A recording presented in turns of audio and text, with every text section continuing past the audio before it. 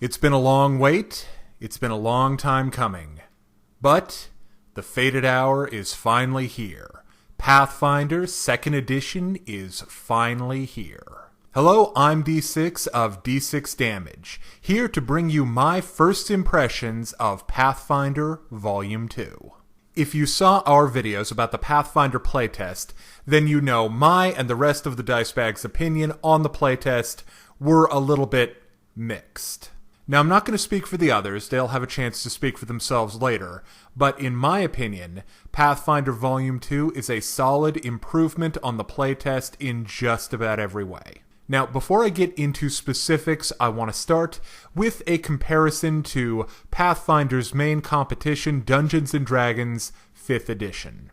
Now, I'm aware this isn't entirely a fair comparison, but I still believe that I need to mention 5e, considering how closely connected both D&D and Pathfinder are. Anyway, Pathfinder Second Edition feels very different from Dungeons & Dragons 5th. More different than Pathfinder feels from D&D 3.5. One of the main things you'll notice after having tried both systems is that Pathfinder 2 is much less random. A lot of the dice rolling and variable effects have been taken out of it. But that's not to say that it's not a robust and detailed system with a lot of options for customization. It absolutely is. In Pathfinder 2, you'll find options galore. Alright, let's start our specific look with character creation. When you set out to make a character, all your beginning stats will start at 10. And as you make choices about your race, your background, and other attributes, those modifiers will go up quite a bit and down in certain ways, a little bit based on your choices. And none of it will have anything to do with dice. If you tried the playtest, you'll be familiar with how this system works. It's largely unchanged. But they did add a lot more things in the way of more feats, more backgrounds for the race that you pick. As an example, there are subgroups of elves, there are subgroups of gnomes, there's subgroups of practically everything. And those give you additional little benefits. Also, I really enjoyed Pathfinder 2's background system. They've added a lot of new ones that give you some interesting things in the way of bonus feats and ability score improvements, and just, it gives you a cool way to flush out who your character is. This sort of answers the question of who were they before they became an adventurer. If you're a Goblin fan, you'll be happy to know that the Goblins are now a playable race in the core of Pathfinder. Goblins have always kind of been a mascot for Pathfinder. I think it's maybe an odd choice considering that they've tried to make them the villains so often, but I guess a goblin changes its tendencies? I also think this was done to give us another small category race for players to pick from. Finally, before we move on from character creation, I'd like to say that I'm very happy that they kept the concept of ability score penalties for certain races. Penalties and weaknesses are part of a character as much as strengths and positive qualities, and I think having nothing but positives sort of makes characters feel uninteresting, or at least leaves the field a little too open for you. Next up, let's go over some of the classes. I did not thoroughly look through all of them, but of the ones I saw, I have been positively impressed. So the Alchemist is one of the classes that has been most changed from the playtest. Your second edition Alchemist will be much better now that they've done away with the resonance point system. I'll get more into that later. Now you essentially get a pool of alchemic material every day to use to create whatever devices or mutagens or chemical concoctions that you have the formulas for. Now, mechanically, they've definitely gotten away from the idea that alchemy is just magic, but in liquid form, but they haven't entirely done that fluff-wise. It's still kind of, if you want to read between the lines, a little bit supposed to be, yeah, it's magic. It's magic, but it's not magic, guys. Don't know what to tell you. Anyway, all of the classes have a lot of really great customization from all of the feats and stuff they can take. you have a lot of directions you can go within classes based on the feats that you have to pick as you level up. As another example, I looked quite a bit at the Bard. I like how much you can change what your Bard is about. There's this new feature called your Muse, and that kind of sets the tone and the direction for what your Bard is doing. You can be very musical and very much a performer, but you can also be more of a scholar, and you've got some cool options there. I also think that Pathfinder 2 has done some great stuff with the Sorcerer. They've added in 2 additional types of magic, in addition to both Arcane and Divine, and based on your Sorcerer bloodline, you can have any one of the 4. They've added a number of additional bloodlines. There were only a few in the playtest. Your bloodline, as much as it does impact your type of magic, it's a little bit less of an impact. You get your bonus spells, and you get a couple of abilities, but your bloodline beyond that isn't really the most important thing. You're going to get more customization out of the source of your magic, because that's going to impact feats that you're going to take later as a sorcerer, and that can kind of change and flush out your character. Another very changed class is the Paladin. In fact, it's not even called the Paladin anymore, it's now the Champion. So the alignment lock is gone, and the Retributive Strike, which wasn't that good in the playtest, has been made much better. The Champion is basically the champion of whatever god you choose to serve. And you get abilities and thematic stuff as you level up. Now, even though the Champion isn't the Paladin anymore, I'm pretty sure we'll be seeing Smite again, opened up through things like feats. Class-wise, on the other end of the spectrum, the Wizard has not really been changed very much at all. It's pretty similar to how it was in the playtest, and honestly, it still is really similar to how Wizards have always been. Now that we've looked at the classes, let's get into the bread and butter, the core of your experience in Pathfinder 2, and that is going to be feats. There are so many feats.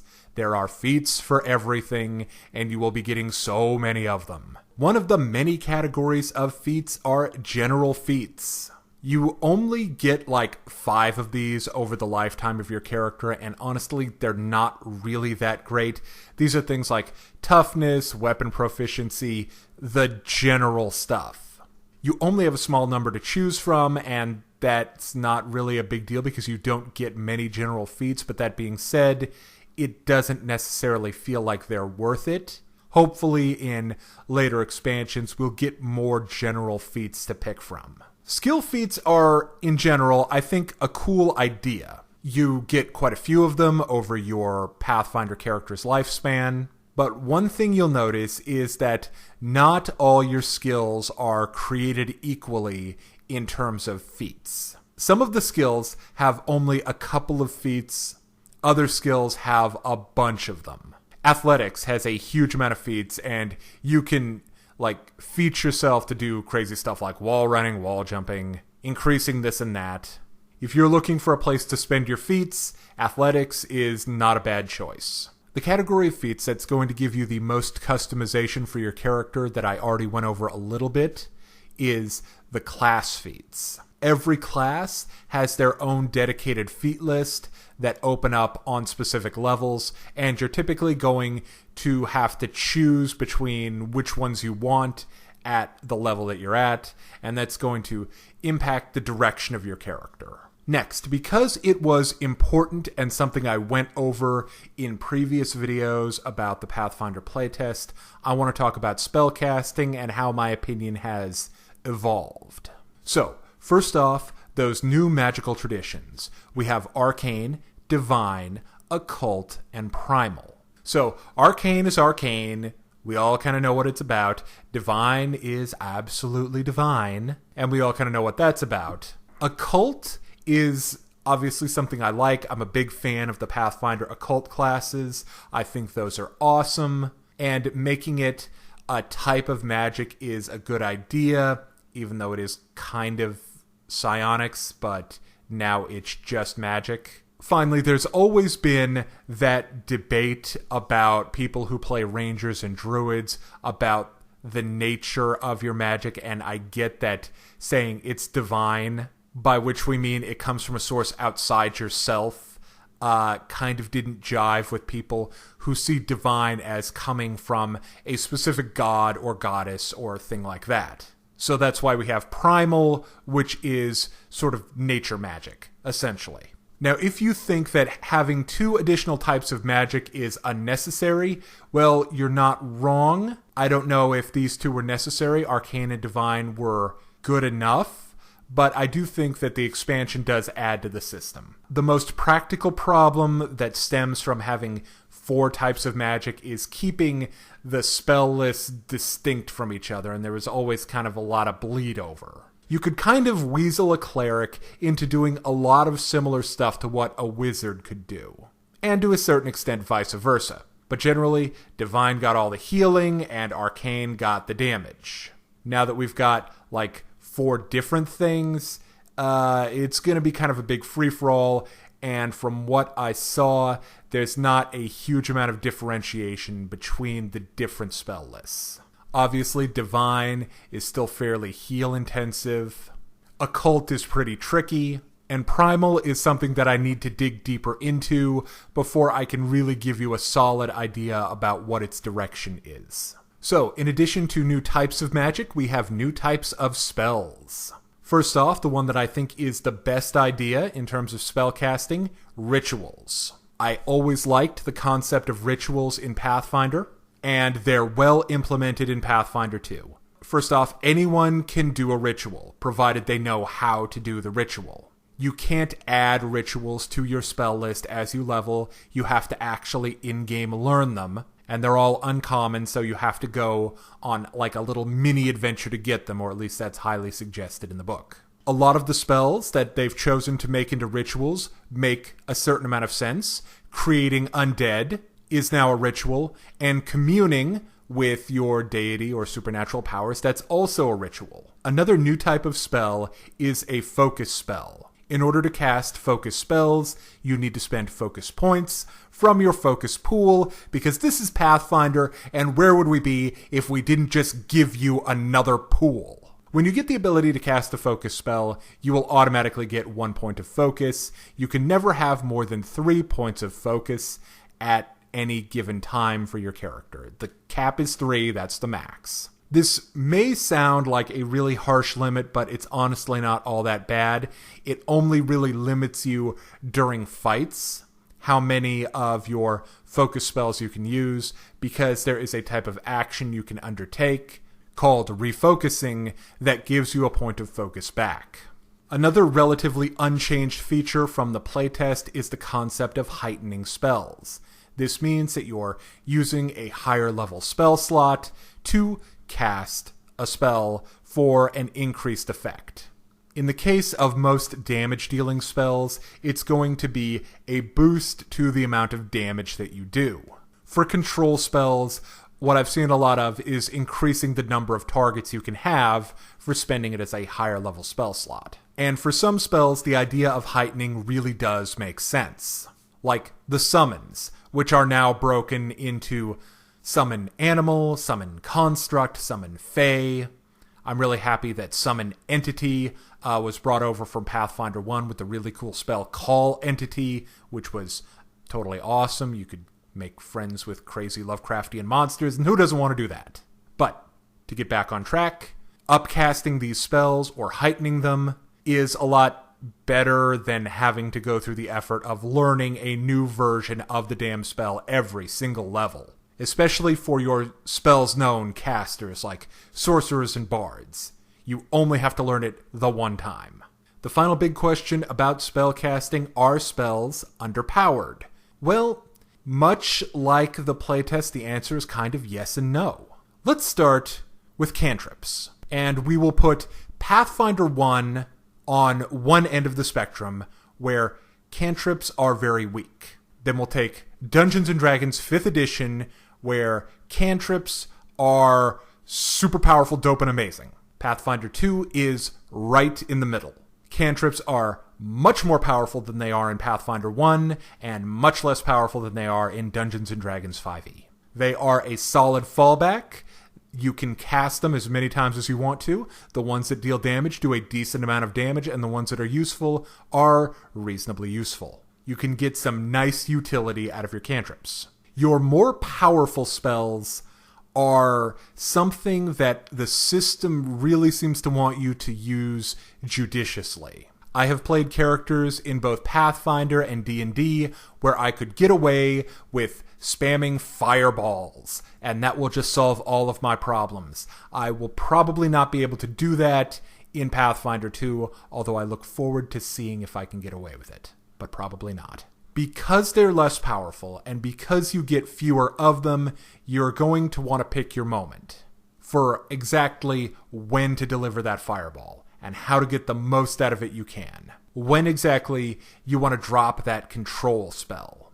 Speaking of, for those of you who are fond of control-type mages, they have taken out the concept of save or suck. Instead, they've put in this spectrum of effects from a critical success to, yeah, that's pretty much your spell had no effect, to just a normal save, which will give a highly mitigated version of the effect of your spell, to failed, which will give the regular version, really, and then to critically failed, which means, haha, you've totally wasted them. The last point I want to make about Pathfinder 2 is about items, equipment, and resonance points. Resonance points were an interesting idea that frankly wasn't particularly well executed. Essentially, resonance points controlled the amount of magical items you could have. This was absolutely brutal on the alchemist class because it limited the number of potions and bombs and extracts you could have. It was a real mistake to apply resonance points to potions and items like that, one-time use items. The fact that that was a mistake has been fully acknowledged by Paizo because they changed it. You still have a system in place that limits the amount of magical gear you can have. The system is called investing. You have 10 points to invest in magical gear. This never really changes, but you can alter it with feats. You can only have 10 active magical items on you at any time. But, that being said, this really only applies to beneficial effects that you have to invest for. If you have a suit of +1 armor, as an example, that has an additional effect, if you are not able to invest in it, you would still get the +1 from the +1 armor, you just wouldn't get the additional beneficial effect. Alright, so, to sum things up, I'm optimistic about Pathfinder Second Edition going forward. A lot of the issues and difficulties the Pathfinder playtest had have been more or less ironed out. Good choices were made in terms of giving you fun things to do with your races, customization. I think rituals were a great idea, so there are lots of things to enjoy. And very importantly, it feels distinct from Pathfinder and other D&D variations. Now, stay tuned to D6 Damage for a more in-depth look at Pathfinder Second Edition, as well as roundtable discussions about things like character creation and more. Also, if you're interested in taking your game further, consider joining the D6 Damage Discord. We have discussion groups for character creation, world building, game mastering, and much, much more. The link for that is down in the description. Thank you for watching D6 Damage.